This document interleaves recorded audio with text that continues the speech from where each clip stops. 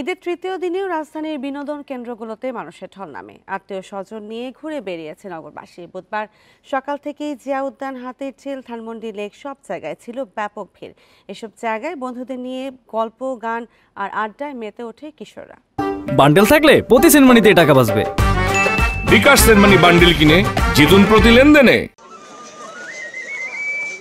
রাজধানীর জিয়া উদ্যানে মানুষের ঢল। সবুজে ঘেরা এলাকায় শিশুদের হৈহুল্লোড়, কিশোরদের আড্ডা আর বয়স্কদের গল্পগুজবে কেটেছে ছুটির দিন।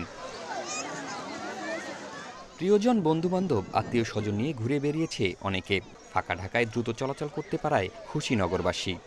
কাজিনরা সবাই আসছে, সব মিলায় সবার সঙ্গে অনেকদিন পর একটা গেট টুগেদারের মতো হয়েছে। বেশ ভালোই মজা হচ্ছে। এই উৎসবের অনেক বেশি আয়োজন মানুষ করেছে। এবার সবাই আসলে অনেক বেশি খুশি। আমার কাছে খুব ভালো লাগে। গ্রামের দিকে অনেক গরম, আর ঢাকাতে এই বিভিন্ন লোকেশনে যাওয়ার জন্য আগে চলে আসা। এবারে রোজা ও ঈদের আয়োজনে স্বস্তি প্রকাশ করেছে ঢাকাবাসী।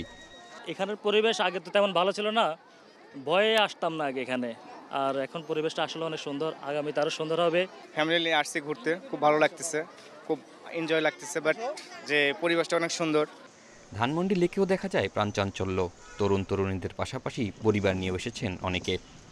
জানি আধার রাত ঘনিয়ে হবে সূর্যোদয়, আমি ভেবে নিলাম তুমি সেই লাল গোলাপ, যারে নিরন্তর পাহারা দেয় কাটার বাগান।